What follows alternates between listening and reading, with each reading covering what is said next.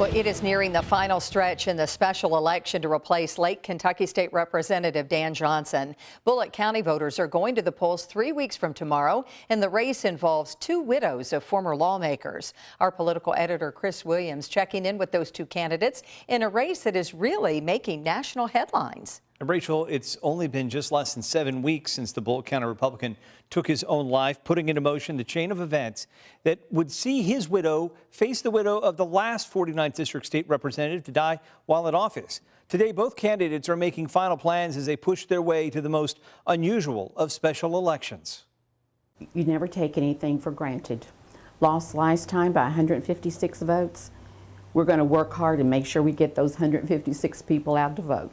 At first listen, the approach is very similar. Well, I'm going door to door. I'm out meeting people. I'm doing some meet and greets around the county and just being available to people. And I've got robocalls going out. Even if the candidates' core philosophies are not similar. Former Representative Democrat Linda Belcher is working the phone and door knocks as she tries to take back the seat she lost just more than a year ago to Republican Dan Johnson. Johnson's widow Rebecca says not for 1 second does she regret jumping into the race shortly after her husband took his own life. Both candidates say they're listening closely to budget talks and awaiting a pension reform bill. Whoever wins the 49th District special election will have a vote before the General Assembly breaks this spring. While both women, widows of the men who once served in the district, share one heartbreaking truth. They also share the desire to run their own campaigns and emerge from the fact giving this race so much attention.